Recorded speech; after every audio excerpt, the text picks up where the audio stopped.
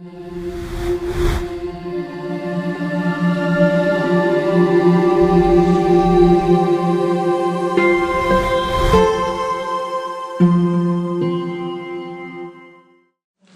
a ver, capítulo 2, versículo 6. Vamos a hacer una pequeña oración. Padre, en esta noche damos gracias y te pedimos que seas con nosotros, nos ilumine, nos dé entendimiento. Padre, fortalece a aquellos que sufren de debilidad en este día, sostén al cansado, al caído, bendice y sana al enfermo. Cuídanos a todos, Señor, y te gracias por las cosas lindas que tú nos das. Sí, nos ponemos en tus manos, esperamos cosas lindas de parte tuya. Ábrenos el entendimiento, ábrenos el corazón y que veamos cosas grandes. Todo esto te lo pedimos en tu nombre, en el nombre de Jesús. Amén. Amén. Muy bien, comenzamos con el versículo 6. Exhorta a sí mismo a los jóvenes a que sean prudentes. Esa frase es corta, es interesante, pero es bien profunda, porque cuando usted se da cuenta de la implicación. Para empezar, Tito era como Timoteo, un muchacho joven. Él dice, exhorta a los jóvenes a que sean prudentes. La juventud y la prudencia como que no van de la mano. Para empezar, ¿qué es eso de ser prudente? Cuidadoso con lo que se hace y lo que se dice. Tomar decisiones sabias o más inteligentes. Tenga cordura. Sí. Cordura, ¿verdad? Sí, la persona prudente coge las cosas con calma, las mide antes de hablar, antes de actuar, antes de una decisión. Los jóvenes son bien impulsivos, no piensan. Que es más que le dicen a papá y mamá, ay, tú piensas mucho. No, ya está. Los años nos enseñan a ser un poco más prudentes. Mejor, nosotros decimos, es mejor ir lento, pero segura. No, los jóvenes, ¿qué van a pensar? Madurez, ¿verdad? También, pastor, se puede decir, madurez. Exactamente. ¿Cómo le exhortamos a los jóvenes a ser prudentes?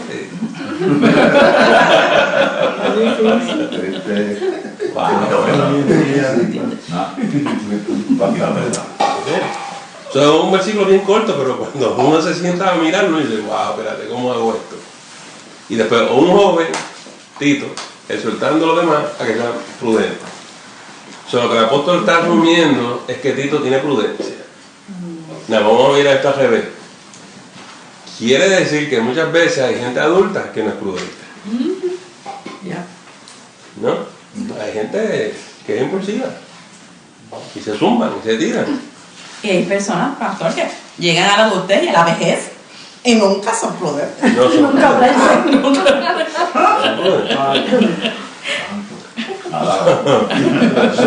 aquí tenemos el ideal bíblico que nosotros debemos alcanzar, tener prudencia, pero nuestra realidad es, ¿verdad?, que muchas veces no lo alcanzamos. ¿Qué pasa? ¿Por qué no?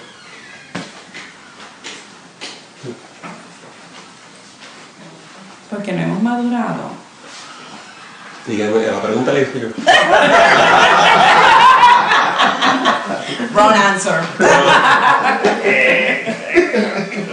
Yo creo que a la medida que nosotros aprendemos de las situaciones y lecciones que la vida nos da, deberíamos de alcanzar un sentido de prudencia y de cordura. Debería de ser así. Y entonces cuando lo miramos desde el ámbito de lo que es ser cristiano, en la medida en que nosotros entendamos con el Señor, le damos la oportunidad a Dios que siga trabajando con nosotros, eso empieza como que a fluir. Porque yo digo que si yo miro hoy, febrero 16 a febrero 16 del año pasado, y yo noto que no ha habido ni una pizca de cambio, yo perdí el tiempo. Aquí tenemos una situación donde nosotros somos muy acelerados cuando somos jóvenes, somos rápidos. Según pasa el tiempo, nosotros desaceleramos. Incluso lo cogemos con calma. Los jóvenes se desesperan porque nosotros los viejos somos muy lentos. Esto está aburrido. No puedo con mami. Pero nosotros vamos desacelerando. Pero entonces Toño lo llevó al aspecto espiritual. Y es que la importancia de ser prudente, la importancia de cogerlo con calma y ser un poquito más lento, es que cuando tú empiezas a ver el panorama, tú empiezas a ver lo que Dios está haciendo. Y a lo mejor Dios te quiere hablar, a lo mejor Dios quiere obrar en tu vida. Pero si tú no te detienes a mirar y a contemplar, porque Dios, la intervención de Dios, si tú eres muy ligero, le pasaste por el lado y ni te diste cuenta que Dios te estaba hablando. Eso es importante nosotros coger el freno y esperar en Dios. ¿Amén? Y aprender a contemplar al Señor. Y a veces no es que Dios no nos hable, es que a la gente no se detiene. No se detiene. ¿Amén? Y muchas veces Dios está en el cielo apacible. Pastor, hay un texto que dice: estad quietos y conoced que yo soy Dios. Así es. Y yo hablaba esta tarde con Ruth y yo le decía que en la medida en que nosotros meditamos en la Escritura, nosotros empezamos a aprender a ser pacientes, porque toda la Escritura está llena de esperar y de confiar. Ese es otro gran ejemplo. La gente quiere leer la Biblia ¿qué? Al papagayo. Me la leí toda una semana, chico, pero ibas demasiado mandado. Cuando usted medita en la palabra del Señor, tú empiezas a escuchar cómo Dios te habla y el Espíritu Santo te ilumina el texto. Tú empiezas a ver cosas en esos versículos que antes no veías. Hay gente que ve en la palabra de Dios las diferentes cosas que Dios te quiere decir, pero hay gente que le pasa por encima. Y a mí siempre eso me sorprende, que me dicen: yo leí esto y no lo entendí. Porque fue lo que tú leíste, cógelo con calma. Ve con calma y deja que el Espíritu Santo te vaya iluminando, medita, contempla. O sea, esto es un ejercicio de espíritu que uno tiene que hacer y tiene que aprender. Si tú quieres ver a Dios, cógelo con calma. Cógelo con calma. Y es un problema para nosotros. Al joven hay que enseñarle eso, y yo me imagino, ¿verdad?, que va a ser un reto, pero uno tiene que animarlos, y eso es lo que dice aquí: anímalos, ¿verdad? Anímalos a los jóvenes a que sean prudentes, y usted tiene que insistir en eso. Y yo sé que es que los jóvenes a veces no entienden y no lo agarran, pero vuelva sobre esto, para que se les grabe y se les quede. Algún día ellos van a decir: ahora que yo entiendo esto, ¿verdad? La gente que es lenta generalmente es más sabia. La gente más prudente, más sobria, es más sabia, porque han aprendido, ¿está bien?, que las decisiones se toman contemplando todas las cosas. Pero lo más es contemplar a Dios. Contemplar a Dios, ¿no? ¿Algún otro comentario o pregunta de eso? Sí, pastor, yo antes no entendía cómo la gente decía: a esta persona, a este hermano, Dios le está hablando. Pero no de estos que dicen que Dios oigo la voz, Dios le está hablando todos los días. Pero he aprendido un poquito que en la medida en que somos prudentes, podemos ver a Dios hablándonos todo el tiempo. Porque Dios siempre está hablando. Siempre está hablando, siempre está hablando. Voy a dar un ejemplo sobre eso. Yo me siento ahí, yo sé que hay hermanos que se preocupan porque la mirada que yo les doy, pero yo estoy mirando a Dios en el culto y qué Dios está diciendo y haciendo en el culto, y estoy mirando cómo se mueve el Señor con diferentes personas. Yo analizo todo, sí. Hay gente que te mira con eso y dice: usted es un psicólogo, y eso me ha pasado a mí en todas mis iglesias. Ya yo estoy acostumbrado a eso, pero no, a veces yo he tenido que ajustar mi sermón domingo en la mañana, porque estoy viendo lo que Dios está diciendo y por dónde Dios lleva la cosa, ¿está bien? Y a veces me doy cuenta que tengo que venir por aquí, pero es porque me siento a contemplar a Dios. Mira lo que dice la Biblia: donde hay 2 o 3 reunidos, ahí está Él. Pues si Él está ahí, vamos a buscarlo, vamos a mirarlo, porque está allí. A mí me impresiona la gente que dice: entré y salí, no vi nada, a mí no pasó nada. Pero si Él está ahí, tú no lo viste, no lo buscaste, seguro. ¿Está bien?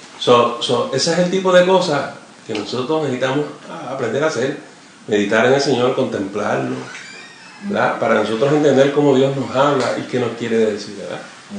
Y cada culto es distinto, y el Señor hace cosas distintas en cada culto. A veces no se da cuenta lo que no agrada a Dios. A veces uno se da cuenta cuando algo agrada a Dios. Tú lo puedes ver, ya. Usted tiene que aprender a discernir la presencia de Dios y el movimiento del Espíritu. Lo que pasa es que la gente cree que si no hay fuegos artificiales, Dios no está ahí. Y no sucede así. Dios siempre está ahí. Dios siempre está ahí. Buenas noches, hermano. Estamos a punto de reconectar la cuenta. Llegaste a tiempo, Bueno, versículo 7. Estamos en Tito, capítulo 2, versículo 7.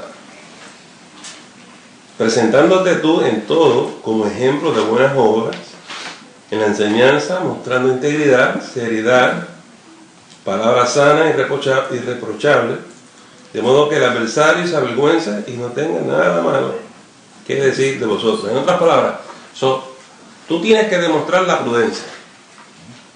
Si ellos son así rápidos y acelerados, tú lo vas a coger con calma. Porque les tienes que moderar la conducta.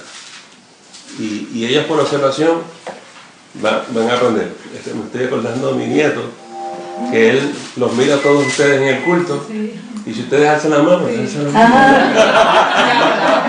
Él sabe que hay que adorar al Señor. Cuando estamos orando y todo el mundo inclina la cabeza, él baja tu cabecita. ¿Sabes? Esas cosas se pegan. Usted la aprende por observación. Pero si en la iglesia fuéramos muy apresurados, muy impulsivos, no lo vamos a aprender. Las conductas observables son fantásticas. Su testimonio es importante. Y entonces le dice, te vas a presentar como un ejemplo de buenas obras. Y entonces cae en la enseñanza, y que hay que vivir con integridad y con seriedad, ¿verdad? Los ministros deben ser íntegros y serios. Mi esposa se molesta conmigo cuando me pongo a hacer chistes. El pastor supone que es un hombre serio. Yo soy un hombre serio, yo como Víctor. No tan serio como Víctor, no tan serio.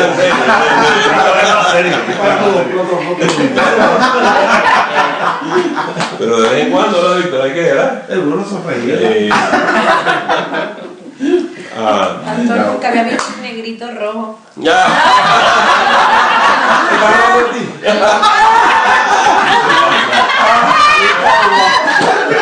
Pásala.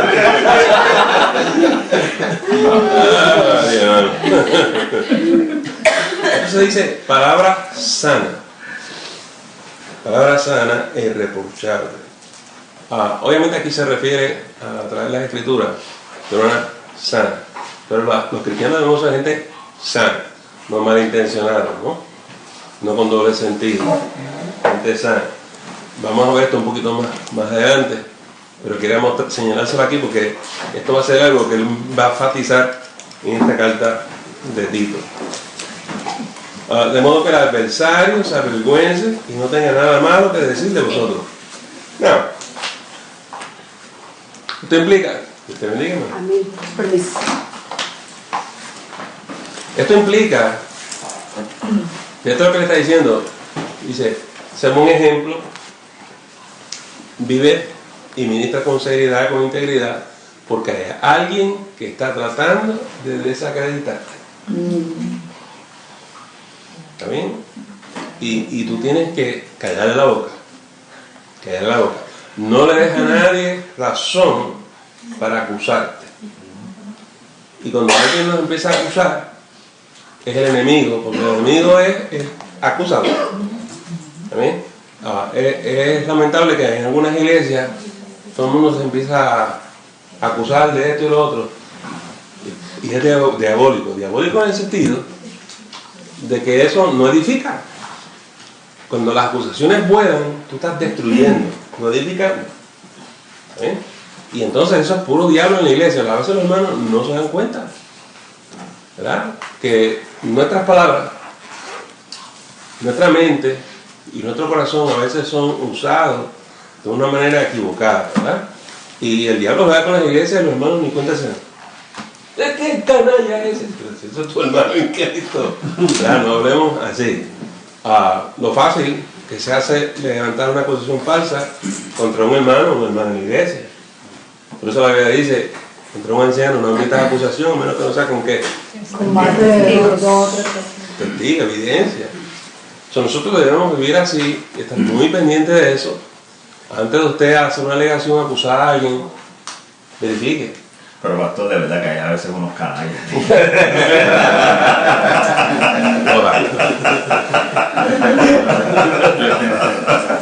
Hay que ejercer la prudencia. Pero eso no debe ser motivo para que el diablo Haga fiesta por nosotros. sí, nos ponga a pelear los unos con nosotros.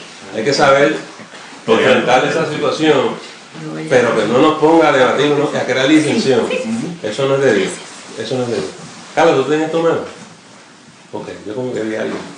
Estoy viendo cosas, perdona. Ok, versículo 9. Exhorta a los siervos a que se sujeten a sus amos, que agraden en todo, que no sean respondones, no defraudando, sino mostrándose fieles en todo, para que en todo adoren la doctrina de Dios nuestro Salvador. Now, aquí hay siervos, aquí hay esclavos. ¿Cómo deben tratar con sus amos? Obedecer. Sujetándose. De sujetarse. Y no ser respondones, ¿verdad? No sean respondones. En otras palabras, nos están diciendo que nosotros no debemos ser personas que les guste altercar. ¿Está bien? Hay gente en nuestras comunidades de fe que son peleonas. Y si todo está tranquilo, la tienen que formar. No se puede quedar así la cosa. ¿Cuál es el problema con eso? Desde una perspectiva bíblica. No están en un mismo espíritu. Si Dios dio un espíritu de paz, esa persona no tiene paz. Tiene que estar peleando. Tiene que estar en la bronca. ¿Cómo hacemos para que ese hermano o esa hermana consiga la paz? Porque no la tiene. Él o ella se cree que son unos bravos. Ay, conmigo, no, yo le digo cuántas cosas. Cógelo con calma. ¿Por qué la persona está así? ¿Por qué la persona, si está en Cristo, insiste en seguir así? ¿Y por qué no escucha la voz del Espíritu que le trae paz a su corazón? Una paz que sobrepasa todo entendimiento. Puede ser heridas que tiene. Heridas que no ha sanado todavía, que no ha permitido que el Señor la sane. Y tan pronto usted detecta algo como eso, ese es el reto suyo. Lo peor del mundo es decirle eso a una persona así, porque ya te buscaste la pelea. Tienes que tener, si el Señor te lo muestra, tú tienes que tener sabiduría y discernimiento para saber cómo Dios te va a usar a ti. Yo he visto gente que dice, yo lo voy a decir. No, o sea. Solo te doy una pregunta. Como cristianos, ¿hasta qué punto dejamos que las personas nos ataquen y nos traten de pasar por encima? No debemos. Lo que estamos diciendo, sin embargo, es que no podemos caer en la trampa del diablo. Si nosotros empezamos a pelear con esa gente, nos convertimos nosotros a ellos, en vez de ellos a Cristo. ¿Ves? Entonces, no es dejarle pasar a nosotros por encima. ¿Ves? Pero por otro lado, no nosotros asumir esa conducta también. No es sano, no está bien. Son muchas veces, lo que dice la Biblia es que hay que sobrellevar las cargas los unos a los otros. A veces la persona está así, hay que quedarse callado y sobrepasarlo. No es que nos están pasando por encima. La gente dice, si me quedo callado, la persona está abusando de mí y no va a callar. Eso no es la actitud del cristiano. En la posición en Cristo es como si tú eres fuerte, tú puedes sobrellevar al débil. Tú quedarte callado no significa debilidad, es que eres tan fuerte en el Señor que puedes sobrellevar eso para ayudar a la persona, para poder decirle, ven acá. No, y entonces ahí uno aplica la prudencia. Sí. Porque entonces si ella está molesta y tú le tratas de hablar, entonces... Sí. Porque nuestra fortaleza es en el espíritu, no es en el ego. Porque si lo mío es el mollero, le contesto para atrás y lo insulto también. Pero nadie aquí va a crecer. ¿Está bien? Y si uno se mantiene en la calma y tiene dominio propio, uno puede decirle, ¿tú sabes qué? Me has alzado la voz 3 veces, chico. ¿Qué pasa? Se lo viras al revés y lo pones a pensar. Tienes un día malo, ¿con quién tú estás peleando? Conmigo no es. Uno tiene que saber mantener la calma, mantener la posición y la postura y virarle esa situación para atrás. Porque cuando el diablo te viene para encima a provocarte, si tú caes en la trampa, te llevó el diablo. La Escritura dice que nosotros tenemos que responder con una palabra mansa, sazonada con gracia. Y no sé dónde está ese texto, pero hay uno que dice que hay que ir con un espíritu contrario. Si viene la persona con un espíritu de pelea, aunque sea difícil, uno tiene que buscarse el bajito. Porque eso es lo que usted está diciendo, pastor, lo desarma. Y esa es la enseñanza de Jesús, de poner la otra mejilla. ¿Vale? Y yo sé que las personas a veces no lo entienden. Pastor vino aquí, mira, yo le dije cuántas cosas hay. ¿Y qué dijo él? No me dijo nada. Prudencia. Y eso es lo que decían a Pablo. Él por allá grita mucho, pero cuando viene aquí. El problema es que si nos vamos a insultar, gana el diablo. Lo mejor enmudezca y guarde esas cosas en su corazón y trate de ver y discernir qué estrategia espiritual usted puede hacer para ayudar a la otra persona. Y de eso es de lo que habla la Biblia mucho en Proverbios, de no actuar como los necios. Proverbios 15:1 dice: la blanda respuesta quita la ira, mas la palabra áspera hace subir el furor. Y no es que usted no se enoje, ya los salmos, hay gente que se molesta mucho. Yo me molesto con cosas, pero a veces uno tiene que decir ¿para qué? Y no hablar ahora, habla contigo después. ¿Ven? No, porque si hablo ahora me voy a la carne. Y usted tiene que saber pegarle el freno y decir, no es el momento para. No. Porque hay cosas que sacan a uno. Y muchas veces sí son mentiras o algo que uno sabe que no es verdad, pero uno esperar, no hace, siempre la verdad sale a la luz. Ya. Entonces, perdón, yo creo que uno de los mejores repuestos uno tiene es que, por eso la palabra nos dice, ¿sabe? Que hay que estar todo tiempo con el Señor, donde quiera que esté, meditando en el Señor, porque el momento que llegue el golpe, uno por puertorriqueño, como lo quiere decir, lo humano, pues se le va a salir. ¿Sabe? Quiere salirse, pero cuando uno tú tienes a Dios, ¿sabes? Está orando constantemente, en el trabajo, sea donde esté, yo le garantizo que la respuesta va a ser distinta. Entonces uno mismo va a ser, yo le contesté así, y lo que me dijo yo lo hubiese, pero o sea, el mismo espíritu es de habla. Lo que está pasando aquí es que cuando una persona es respondona, peleona, cuando usted empieza a ver cosas así, ya sabemos que la persona no ha crecido espiritualmente. Puede estar en la iglesia 30 años, pero no ha permitido que el Espíritu Santo tome control de él o de ella, de sus pensamientos, de sus emociones. Está actuando y reaccionando en la carne, en su humanidad, y no en el espíritu. Porque el cristiano maduro puede decir, si estoy molesto, estoy a punto de insultarla, pero me voy a sujetar al espíritu y no voy a hacer eso. Y prefiero andar en el espíritu que en la carne.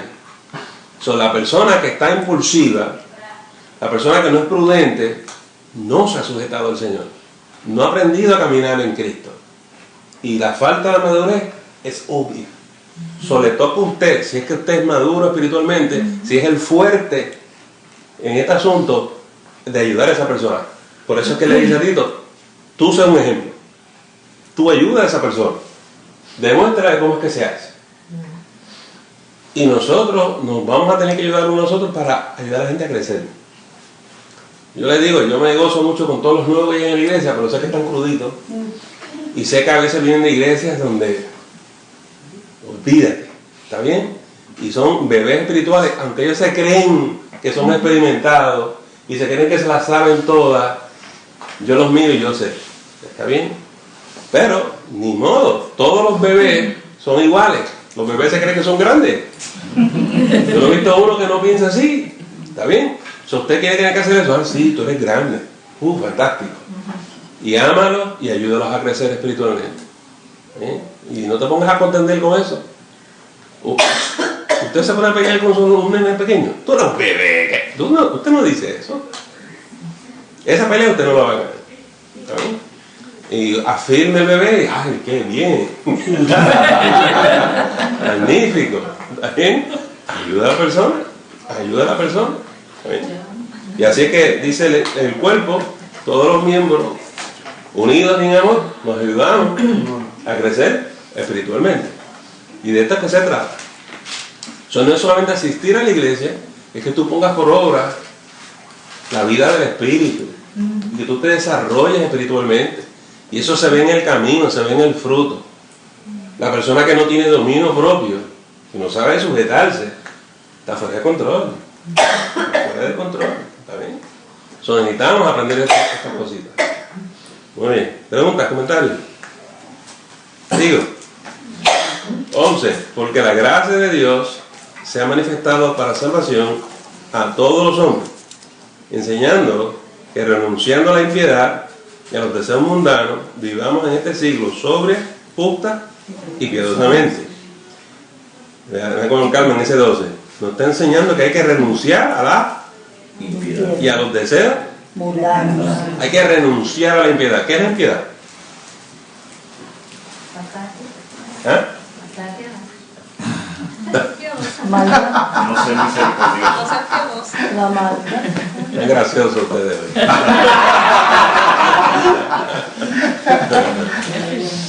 La impiedad no es nada bueno, ¿verdad que sí? ¿Qué es? Lo malo. ¿Me entiendes? Nosotros tenemos que renunciar al mal y a los malos deseos. Maldad, perversidad. ¿Okay? No, esto es un tema que se repite en la Biblia, pero la gente no lo quiere hacer.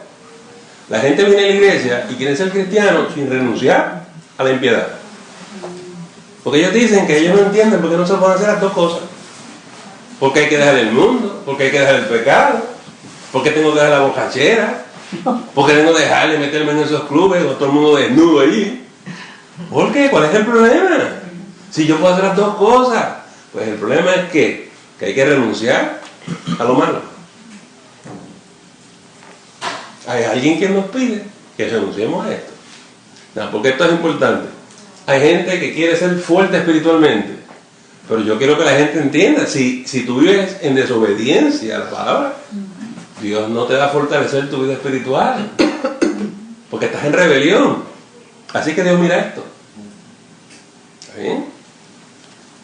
Y hay gente en la iglesia que quiere vivir como en el mundo. Tenemos un pequeño problema aquí.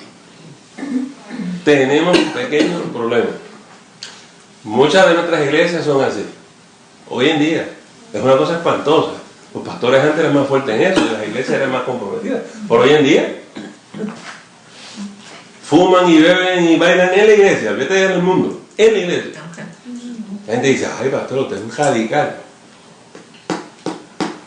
Eso es lo que está ahí. Hay que renunciar. No es el plan B, no es que hay que ser, tú sabes. No, es renunciar. Y hay cosas que yo todavía no hago, porque yo renuncié a ellas. ¿Vale? Usted no me va a coger a mí bailando por ahí para abajo. Yo renuncié a eso, de allá vengo yo. De ahí me sacó el Señor a mí. Yo no voy para atrás. ¿Para qué yo voy para atrás? No, algunos de los predicadores son extremistas, ¿verdad? Y los hermanos benditos nuevos a veces se sujetan unos yugos increíbles. Pero sí, mi expectativa es que según pasa el tiempo y usted profundice en la vida de Cristo, usted siga mirando a Jesús y no mire para atrás, te vas a convertir en estatua de sal. Entonces la gente se frustra porque dice, pero es que yo trato y nunca lo logro. Yo no sé por qué Dios no me bendice a mí. ¿No será porque estás en adulterio? ¿No será porque estás con la otra? ¿Qué tú crees? Porque a Dios no le agradan esas cosas. Dios no le agrada esas cosas. ¿Será que estás mintiendo? Eso es impiedad, eso es maldad. ¿Será porque estás hablando de tu hermano a sus espaldas? Eso es maldad, eso es impiedad. Eso no agrada al Espíritu. Esas cosas hay que pararlas. Tú tienes que renunciar a eso. Porque el problema es que la gente no te ve y nadie se dio cuenta, pero el problema es que Él se da cuenta. Él te ve. Él te ve. Y contristamos el espíritu. Contristamos el espíritu. Si queremos florecer espiritualmente, tenemos que velar por estos detalles. Y por eso está ahí escrito. Muy bien. 13. Aguardando la esperanza bienaventurada y la manifestación gloriosa de nuestro gran Dios y Salvador Jesucristo, quien se dio a sí mismo por nosotros, para redimirnos de toda iniquidad. Ahí vuelve el tema. Redimirnos de toda iniquidad. ¿Y por qué Jesús derramó su sangre? Para limpiarnos de todo pecado, de todo lo malo. Entonces, ¿por qué vamos a abrazar lo malo? ¿Está bien? Y mira cómo termina. Y purificar para sí un pueblo propio, celoso de buenas obras. ¿Qué es esto de purificar? Limpiar. ¿Limpiar qué? Purifica tu mente, purifica tu cuerpo, purifica tu corazón. A Dios hay que adorarle con manos limpias y corazón puro. Y Dios que lo que mira es tu corazón.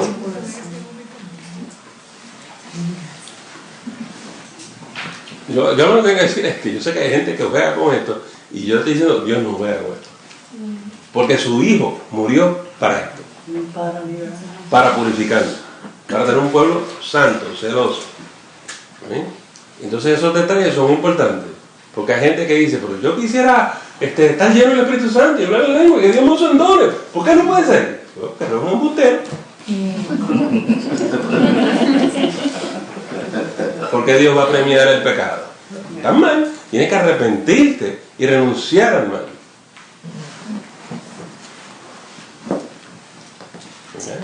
A ver. ¿Recuerda cuando el apóstol le decía, te dejé en Creta para que corrigieras el mal, todo lo que está mal allí? Los cretenses, que son ¿qué? ¿Qué tipo de gente era? Dice aquí en el capítulo 1, versículo 12. Los cretenses siempre mentirosos, malas bestias, glotones, ociosos. Versículo 13, este testimonio es verdadero, por tanto repréndelos duramente para que sean sanos en la fe. ¿Se acuerdan cuando discutimos eso? De eso, a eso que te está hablando. Esta iglesia estaba en la chuleta todo el tiempo. 24/7. 24/7. Hay iglesias que avanzan en la fe, avanzan en la vida espiritual, y hay otras iglesias que se quedan ahí atrás. No todas las iglesias son iguales.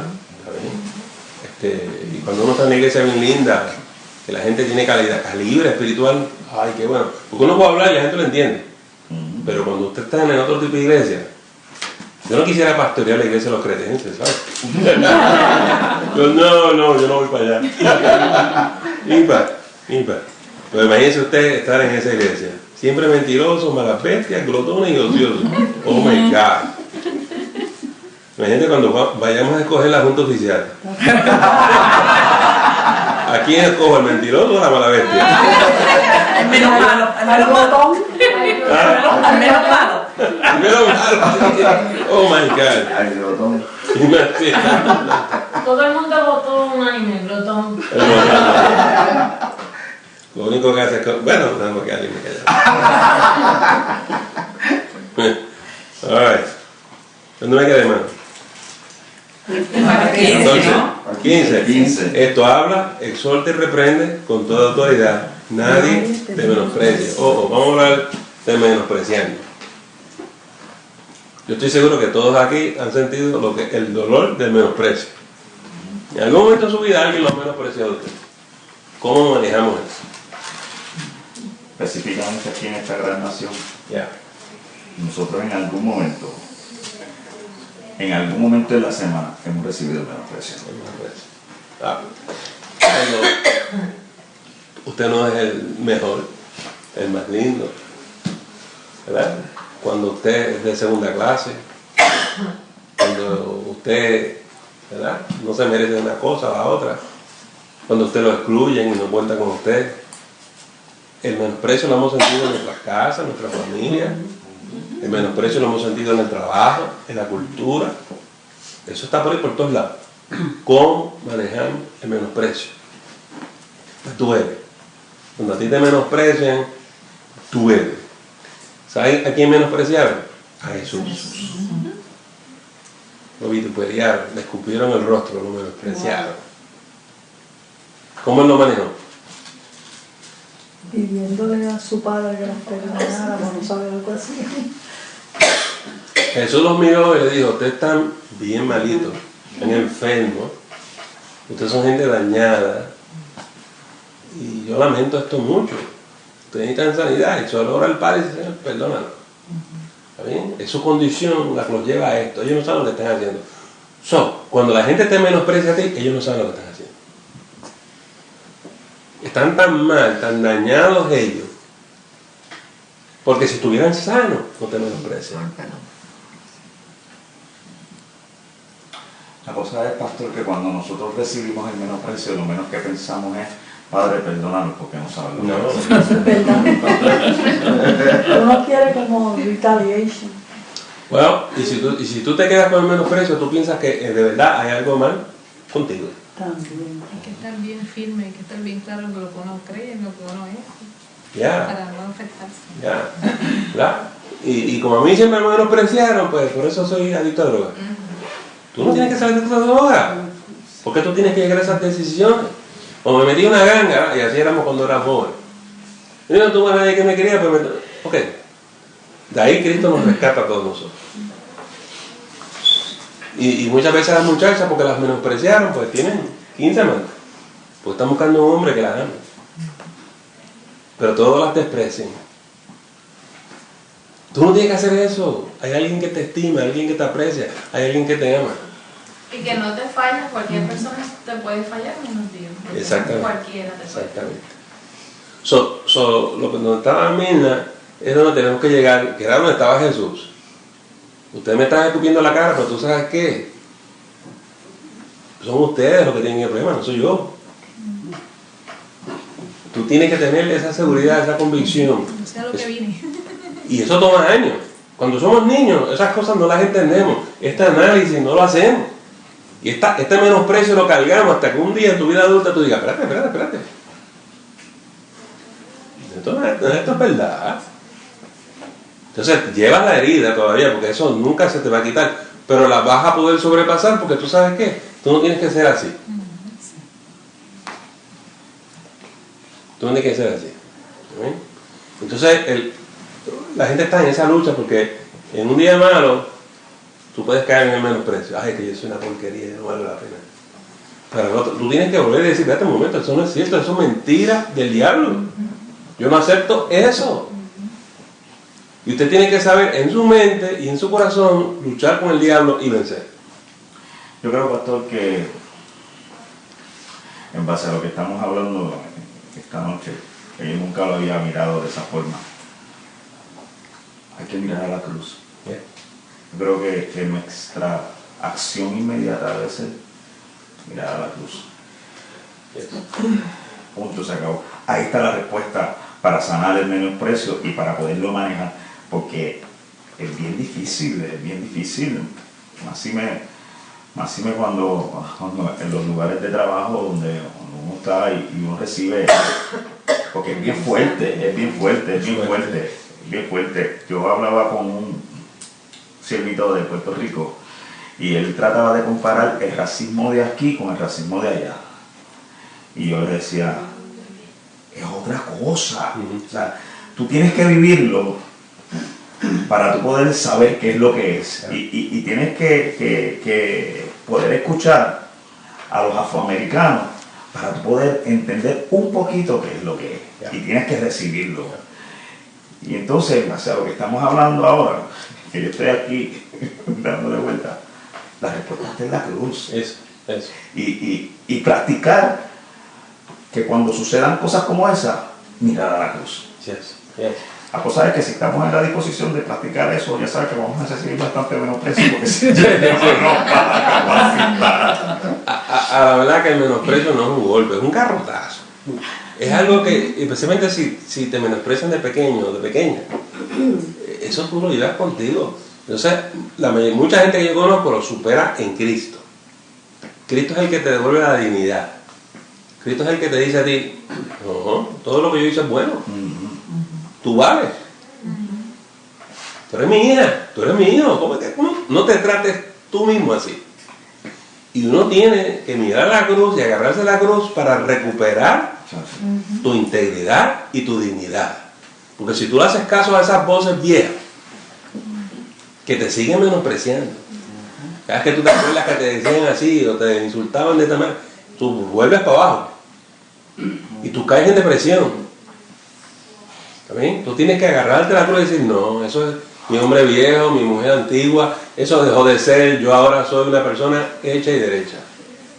Y por eso la Biblia dice, todo lo puedo en Cristo que me fortalece. La gente decía que yo no podía tener logros, que yo no podía hacer, eso no es cierto, todo eso es mentira del diablo. ¿Está bien?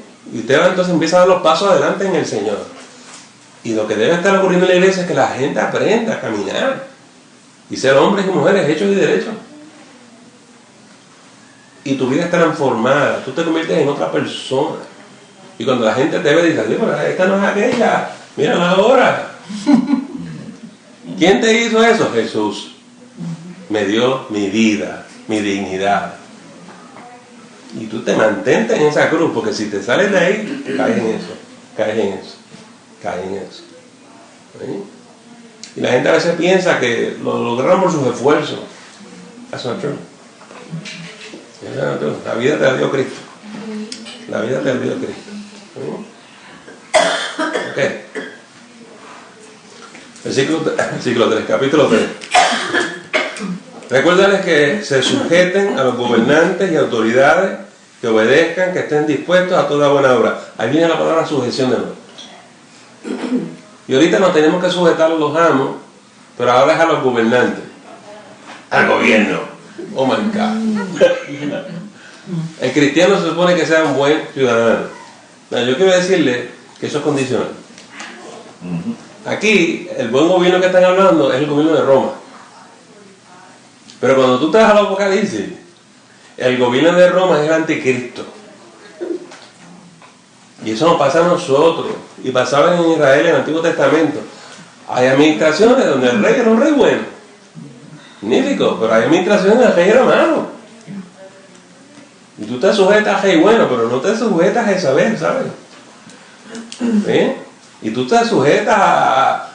Dice Jesús, dará a César lo que es de César, tú te sujetas. Pero si César es anticristo, no, señor. ¿Usted entiende lo que les quiero decir? Nosotros somos buenos ciudadanos, queremos obedecer las leyes y las reglas, pero cuando el gobierno y el Estado te empieza a decir que tú tienes que vivir contrario a lo que Dios nos está pidiendo, tú no tienes por qué obedecer al hombre, hay que obedecer a Dios antes que los hombres. Ahí se fue la sujeción. Ahí se fue. ¿Está bien? En este momento el gobierno de Roma está amparando a la iglesia cristiana. Todavía Nerón no ha llegado a su punto neurótico, ¿no? O psicótico. ¿Está bien? Nosotros debemos vivir en momentos como ese con toda honradez y ser buenos ciudadanos y cumplir con la ley. ¿Por qué esto de la sujeción es importante? Porque Dios insiste en esto. ¿Insiste en qué? La sujeción. La sujeción. ¿Por qué nuestro Dios tiene un problema con los rebeldes? Porque someternos a autoridades, porque eso es el preámbulo a someternos a Dios. Él lo puso. Satanás se reveló. Eso mismo. Dios acaba de pasar. La manera que yo lo explico es que en el cielo hay una iglesia bien grande. Y hay millares y millares de ángeles. Pero un ángel se creía que era más lindo que los demás. Y ese influenció a una tercera parte de la iglesia que está en el cielo a que se fueran y dividió la iglesia. Lucifer dividió la iglesia celestial. Y Dios está sufriendo las consecuencias de esto. Y entonces ese individuo viene para acá abajo para que nosotros nos rebelemos contra Dios también. Y Dios está tratando con nosotros para que aprendamos a sujetarnos a Él y no nos rebelemos también junto con Lucifer. Ese es todo el drama bíblico. ¿Está bien? La gente que empieza a ser rebelde, que no se sabe sujetar, va por mal camino. ¿Por qué? Está imitando a su padre el diablo. Ouch. Una pregunta, pastor. Sí. Dios creó todo. ¿Usted no cree que es el plan de Dios de que ese ángel se haya revelado y era plan de Dios que todo eso sucediera? Porque él lo creó todo y él sabía todo. Sí, pero la omnisciencia de Dios no implica ese tipo de predestinación. Él lo sabía, y por eso Él tiene un plan. Desde antes de la fundación de la tierra, Jesucristo nos viene a rescatar. Pero no fue como que Él lo determinó así. Ahí, si cruzamos esa línea, no tenemos libre albedrío. Somos unos popes de Dios. Sí. Y somos títeres en un drama cósmico que es muy lamentable. Y uno no puede llegar ahí. ¿Me explico? O sea, todo esto es absurdo entonces, si Dios lo determinó de esta manera. Porque entonces estamos en un drama preplanificado. ¿Y no pudo él parar eso? Sí, en su omnisciencia, Dios lo puede parar, pero Él decide que tú y yo tengamos el libre albedrío de que tú y yo escojamos. Y eso es lo que pasa con la sujeción, tú y yo tenemos que escoger. Eso es lo que pasa con la impiedad, tú y yo tenemos que escoger. Eso pasa con la mentira y la verdad, hay que escoger. Y ese es el dilema de nosotros, porque hay que escoger tantas cosas. Esto puede ser tan fácil, porque Dios lo hace tan complicado. ¿Por qué? Para que tengamos, eso es la libertad. La libertad es que tú tienes que escoger. El que decide. ¿Tú qué decides? Y Jesús nos enseña, nos dice, amplio es el camino que te lleva a la perdición, pero estrecho es el otro camino. Pero tú coges, yo más que te digo. Dios mío. Hay cosas que nosotros no vamos, por más que tratemos de divagar y pensar, no las vamos a entender hasta que lleguemos allá arriba.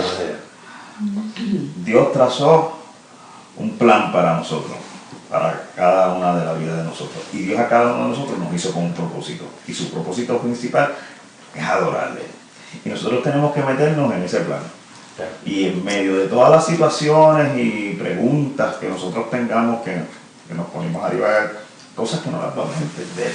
Solamente nos vamos a entender cuando estemos ante su presencia. Y para estar ante su presencia, tenemos que meternos en el carril angosto. Yes. ¿Te acuerdas cuando discutimos el texto que decía, para el puro todo es puro, pero para el impuro todo es impuro? ¿Qué quiere decir eso? ¿Por qué para el puro todo es puro?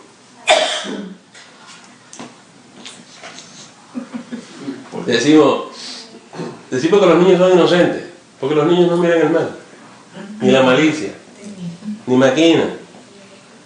Los niños van de todo corazón con inocencia. El puro es así. La persona pura no se le ocurre eso. Pero para el impuro, nosotros decimos, el ladrón juzga por su condición. ¿Te entiendes? Piensan así porque están así. ¿Ves? Sobre todas las cosas, cuida tu corazón, porque de él emana la vida. Que tu corazón sea puro. ¿Dónde me quedé, hermano? No, que a nadie difamen, que no sean pendencieros. ¿Qué quiere decir pendenciero? Peleones. Sino amables, mostrando toda mansedumbre para con todos los hombres. ¿Qué es esto de ser manso? ¿Es importante ser manso? ¿Qué es eso de mansedumbre? ¿Alguien explique con su propia palabra? Poner paz.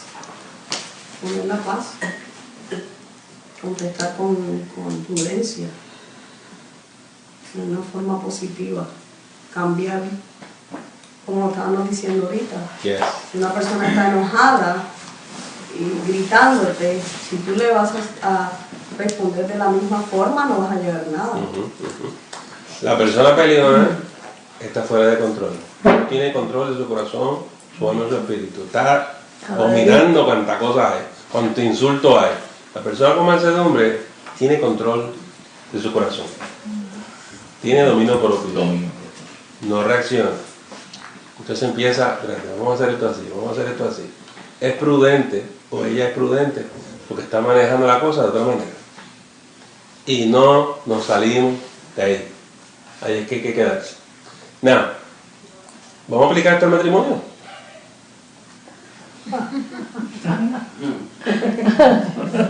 Las broncas matrimoniales. Se les olvida la mansedumbre.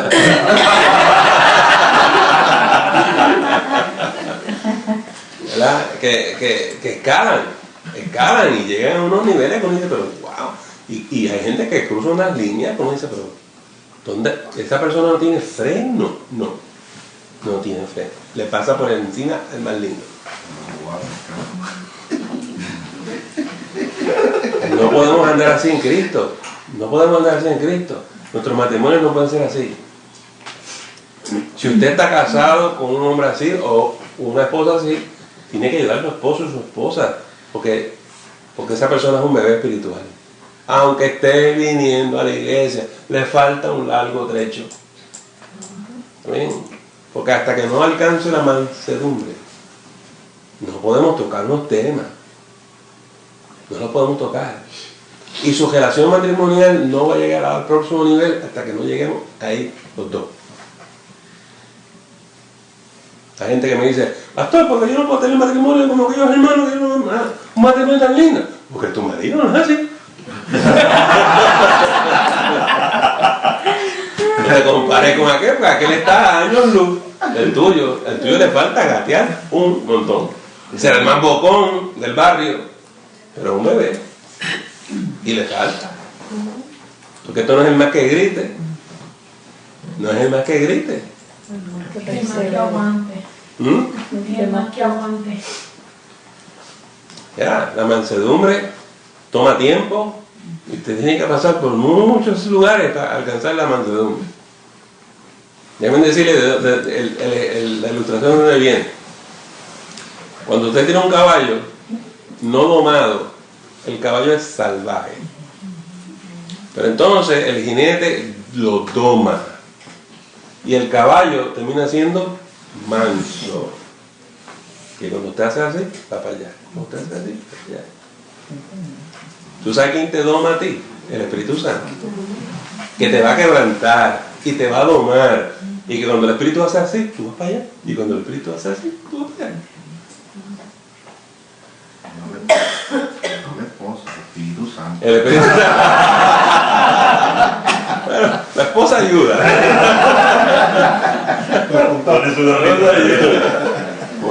Porque si tú no se lo dices al esposo. Claro. Clarifica. No, y eso es lo que pasa en el matrimonio cristiano. Que si los dos están andando en el espíritu, es bello. Pero uno adelante y otro atrás, complicado. Y hay quien no quiere entrar. Entonces las esposas no deben caerle a puño al marido, porque esto no es a puño, no lo vas a lograr así. Lo vas a poner más rebelde de lo que estaba antes. ¿No? Hay que tener una sabiduría en el espíritu para manejar esta situación. Y viceversa. Hay hombres cristianos muy bellos en el Señor y hay unas mujeres que ¡wow! Son tremendas las muchachas. Eso se da de ambos lados. Okay. ¿Dónde me quedé? 3. Porque nosotros también éramos en otro tiempo insensatos, rebeldes, extraviados, esclavos de concupiscencia y deleites diversos, viviendo en malicia y envidia, aborrecibles y aborreciéndonos unos a otros. ¡Auch! ¿Quiénes somos nosotros? ¿Quiénes somos nosotros? ¿Por qué tenemos que tener paciencia con los demás hermanitos y sobrellevarlo y cargarlo? Es que nosotros éramos así también. Pero es que la paciencia es una virtud que es difícil de alcanzar, de desarrollar. Es un fruto de... Esas cosas no las adquiere en el tiempo en el Señor. Dios te va dando esas cosas. Pero lo que está diciendo la Biblia es, no te piensas tú que tú eres mejor que el otro, porque tú eres igual que la persona. Y Dios dice, yo tuve que tratar contigo. y te enderecé. Pero ahora ayúdame a enderezar el otro. Por eso dice la palabra que ninguno tenga autoconcepto de sí mismo, porque hay que pensar siempre de dónde Dios me sacó, exacto, qué fue la misericordia que Él tuvo para conmigo. Entonces eso mismo nos hace entender a nuestro hermano que viene atrás. Exactamente. Ay, pastor, mira la gente que se está metiendo en la iglesia. Dice, ¿pero qué? Que nosotros éramos igualitos. Yo lo miro para atrás y me acuerdo cuando yo me convertí y empecé a ir a la iglesia y dije, yo tengo que haber asustado a todos los hermanos. ¿Sabes? Porque yo ¿me entiendes? Pero al pasar de los años, cuando usted entiende el camino del Señor y usted aprende a mantenerse en los caminos, pues el Señor lo hace de otra manera. O lo hace usted de otra manera. Pero cuando estábamos cruditos, así mismito éramos nosotros. Yo no, pastor, yo nunca era así. Ay, vamos. ¿Sí? Claro que éramos así. ¿Por qué? Porque éramos mundanos y éramos pecadores. 4. Pero cuando se manifestó la bondad de Dios nuestro Salvador y su amor para con los hombres, nos salvó no por obras de justicia que nosotros hubiésemos hecho, sino por su misericordia, por el lavamiento de la regeneración y por la renovación en el Espíritu Santo, el cual derramó en nosotros abundantemente por Jesucristo nuestro Salvador. Eso nos salva de la condición en la cual nosotros estamos por su misericordia, por medio de la regeneración y la renovación en el Espíritu Santo. ¿Qué es esto de regeneración y renovación? Te cambia, te hace una persona nueva. Oye, ¿no fue que fuiste a coger terapia con Sigmund Freud? Porque Dios te tomó y cogió el menosprecio tuyo, lo echó para afuera, derramó su espíritu en ti, su presencia, y te renovó, se puso las cosas lindas adentro, y la inundación de las aguas del espíritu fue tal que corrió para afuera todo lo feo, todo lo impuro, todo lo inicuo, y te dejó limpio, puro. Destapó todas las cosas que no servían, las sacó para afuera. Y ahora en ti empiezan a fluir los pensamientos buenos, los pensamientos puros, los pensamientos santos. ¿Por qué? Porque el Espíritu Santo mora en ti. Escuche usted lo que dice, el Espíritu Santo. Ese Espíritu es santo, limpio, puro, santo. Por eso el cristiano comienza a hablar de manera limpia, santa. Porque quien guía tus cuerdas vocales es el Espíritu Santo.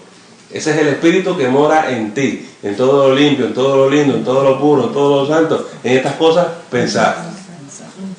Ese es el Espíritu. Pero cuando usted empieza a escuchar gente en la iglesia que lo único que vomitan son cosas feas, ¿qué clase de espíritu es este? Porque eso no es el Espíritu Santo. Y yo sé que está en la iglesia, y yo me alegro que esté en la iglesia, pero tenemos un problema. Y tenemos que ver cómo ayudamos al hermano o la hermana a purificarse, a encontrarse con Cristo. Y si ya conoció a Jesús, a permitir que el Espíritu Santo lo dome y lo haga manso o la haga mansa. Porque es que hay hermanos que son cabezones, hay que decirlo. Conmigo así que no. A mí ni el Señor. Ok. Hasta que te trague el pez grande. Porque te va a traer. Eso no se queda así. Dios nos va a quebrantar a todos. Ese proceso de regeneración, de cambio, de transformación, de renovación, lo hace el Señor. ¿Sí? No se ponga a forcejear con la gente, a pelear, que usted y yo no los cambiamos. Esto es obra del Espíritu Santo. Mira lo que dice 6, el cual derramó en nosotros abundantemente por Jesucristo nuestro Salvador. Hay gente que dice que no tiene el Espíritu Santo. ¿Lo tiene? ¿Cuál es el problema? Lo tiene, pero no está lleno del Espíritu Santo. La llenura, vamos a hablar de eso el domingo un poquito. Si usted es el mejor, usted tiene que dejar que eso lo llene y lo dirija y lo guíe. 7. Para que justificados por su gracia, viniésemos a ser herederos conforme a la esperanza de la vida eterna. 8. Palabra fiel es esta. Y en estas cosas quiero que insistas con firmeza, para que los que creen en Dios procuren ocuparse en buenas obras. Estas cosas son buenas y útiles a los hombres. Hay que insistir con firmeza.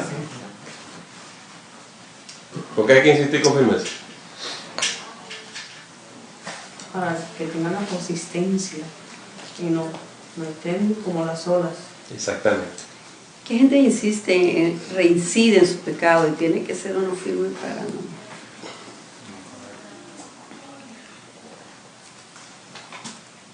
All right. 9. Pero evita las cuestiones necias y genealogía y contenciones y discusiones acerca de la ley, porque son vanas y sin provecho. Recuerden la semana pasada que hablamos de los judaizantes y del problema de regresar a la cultura judía. Eso lo discutimos la semana pasada. Por eso es que él regresa a ese tema. Recuerda que te dije, no pongas a discutir estas cosas. Eso evita. A mí ya se acabó. No le des espacio a estas cosas. Esto no hay que discutirlo ni considerarlo. Se acabó. Cuando vayamos a la carta a los hebreos, vamos a ver esto bien tremendo. ¿Está bien? Es una refutación bien precisa del judaísmo en el Nuevo Testamento y en la iglesia cristiana. ¿Está bien? Claro, uno aprende mucho del judaísmo ahí. Pero que usted entienda que es para que usted ponga en contexto esto. Ya no somos judíos, ya no guardamos la ley y no vamos para atrás. Punto. A ver, 10. Al hombre que cause divisiones después de una y otra amonestación, Desecha. ¿qué dice? Desecha. ¿Qué quiere decir eso? ¿Qué quiere decir eso? Que lo saquen porque no tiene remedio. Mira entonces el 11. Sabiendo que el tal se ha pervertido y peca y está condenado por su propio juicio. Cuando usted tenga un problema con alguien, no me encienda mi iglesia en fuego, en llama. Vaya con la persona y resuelve el problema. No se ponga en manos del diablo. Usted va y habla la verdad. No hable a espaldas de nadie. Hay gente que dice, pero es que el pastor no me hace caso, él tomó el otro lado y no te pongas a hablar mal de mí tampoco. Puede ser que tú tengas la razón, pero la manera en que tú lo estás haciendo, tú tienes mi iglesia en llama y yo no te lo puedo permitir, porque aunque tú no lo entiendas, no es asunto de que tú ganes la bronca, es que el diablo no me queme la iglesia y te estás dejando usar por el diablo. Resuelve el problema. Resuelve el problema. Y hay unas maneras apropiadas de hacerlo. Sin caer en todas estas cosas. ¿Está bien?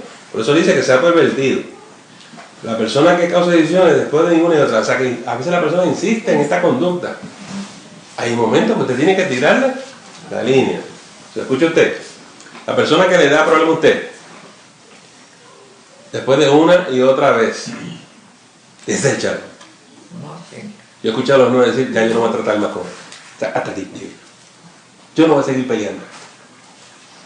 ¿Bien o mal? El pastor, la hermana fulana de tal ya no me habla. ¿Por qué será? Lo desechó. Exactamente. ¿Está bien? Pues está correcto, eso es lo que dice la Biblia. Porque usted trató con la persona, ¿la persona va a seguir insistiendo en esto? No, hasta aquí. Como decía Carlos al principio del estudio bíblico, no estamos aquí para que nos pasen por encima. Yo estoy dispuesto a hablar con la gente, pero no que me griten y no me insulten. ¿Está bien? Y que no me falten el respeto.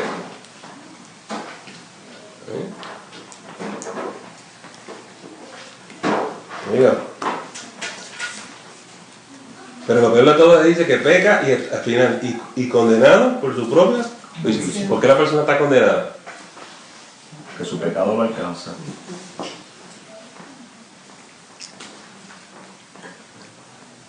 ¿Nosotros creemos que Dios castiga estas conductas? Sí. Hablábamos de mansedumbre, hablábamos de dominio propio. Si usted cree en estas cosas, cuando alguien maquina el mal contra usted, ¿por qué tú no tienes que alzar tu mano? Él peleará por nosotros. Mía es la venganza, dice el Señor. Créeme, que mejor es que se ponga una piedra de molino en su cuello. Tú tienes que tener compasión de esa gente, porque lo que le va a caer encima. Ay de aquel que le haga un daño a un hijo de Dios. Y eso no es juego. Si usted se mantiene en la palabra, se sujeta al Señor y vive en obediencia, usted tiene la mejor defensa del mundo. Aunque le cree el pastor o no. Si usted se queda callado y espera en el Señor, Dios te va a hacer justicia. Siempre. Sin falla. Y por eso no hay que estar peleando estas cosas así. Es que pastor, aquella hermana fue y le hizo un cuento y se lo creyó completito. Se tragó la cosa así. Tranquilo, espera en el Señor. No hay nada que salga en lo oculto, que no salga. Eso son inventos míos. Eso es lo que está aquí. ¿Está bien? Y usted puede confiar en el Señor. Usted puede confiar en el Señor. Y por eso todos esos ministros chanchulleros caen. Tarde o temprano. Caen. Y es vergonzoso. Es vergonzoso. Por eso es lo que hay. Usted no tiene que atacarse. Usted tiene que tener compasión porque la persona ya cayó en el juicio de Dios porque su pecado le alcanzará. Punto. Es lo que está escrito ahí. Eso sí lo creemos. Y vivimos por aquí. Eso sí lo creemos. ¿Lo veo? Si usted no lo cree, pues va a buscar un garrote y caerle a garrotazo la cosa. Porque usted no va a esperar en el Señor. El despido de Pablo. Cuando envié a ti a Artemas, o a Tíquico, cuando envié a ti a Artemas o a Tíquico, apresúrate a venir a mí en Nicópolis. Es un pueblito en Grecia, en el oeste. Porque allí he determinado pasar el invierno.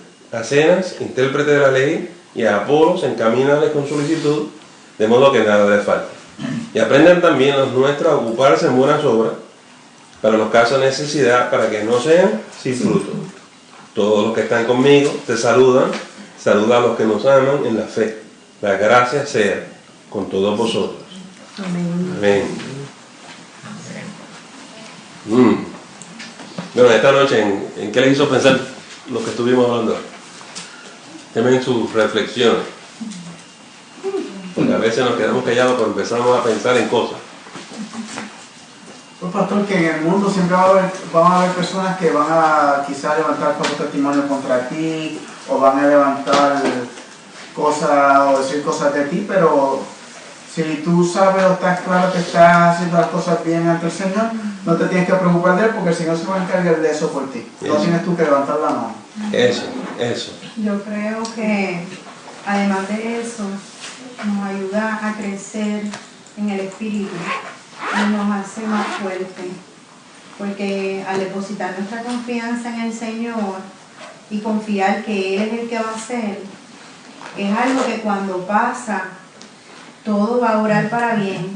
Entonces tú te das cuenta cómo Dios te usó en medio de toda esta turbulencia, pero lo que no nos damos cuenta es que estamos siendo de testimonio a otros que nosotros no estamos viendo. ¿Ves? Y cuando eso sucede, uno se siente, le voy a decir esto, ¿verdad?, con mucha humildad, pero uno se siente como si Dios le pusiera a uno como una pequeño pin de graduación. Una estrellita, porque Él va revelando los pasos poco a poco. ¿Ves? Digo, mientras estábamos así en el estudio, ¿verdad?, me acordaba yo de muchas situaciones, pero también me acordaba cómo fue que me agarré de la mano del Señor. Y claro, les tengo que decir que a veces también me acordé de cuando he sido pronta para hablar. Pero el espíritu, en el momento que hablo, el espíritu, las otras personas no se dan cuenta, pero el espíritu me coge, me dice, te pasaste, prácticamente es lo que me está diciendo, ¿verdad? Y yo, Señor, dame otra oportunidad para, o sea, digo, no es que, ¿verdad?, me presente otro problema, pero lo que quiero decir es que obviamente se me van a presentar esas otras oportunidades y tengo que utilizar la prudencia, el quedarme callada cuando quiero hablar, que eso es como que, ¿ves? Pero quizás en el primer momento uno hace como que así, y después uno ya no, exacto, está como que más tranquilo, pero es en ese proceso. Yes. ¿Alguien más?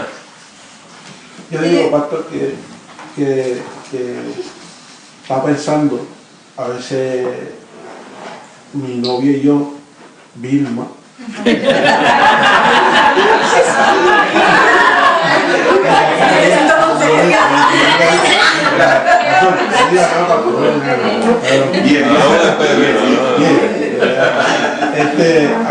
a veces pensamos que, ¿sabes?, nos ponemos a hablar y estábamos hablando hoy, ¿sabes?, de cómo el cristiano se tiene que alejar de la maldad. Pero a veces nosotros nos ponemos a buscar estas compañías que apoyan a los que están en contra de Dios, de lo que Dios quiere. Y usted sabe de lo que estoy hablando. Y mayormente nosotros cristianos aportamos a esa compañía. A veces decimos, no, porque me hace falta, está más barato. O entonces nosotros ponemos a hablar y pero es que no entiendo.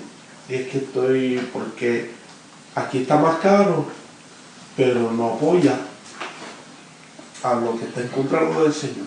Y ellos lo apoyan. Y son muchas compañías que mayormente nosotros compramos diariamente. Y yo le pregunto, ¿eso está bien o qué usted piensa de eso? Bueno, los cristianos en la iglesia de los Corintios tuvieron el mismo problema.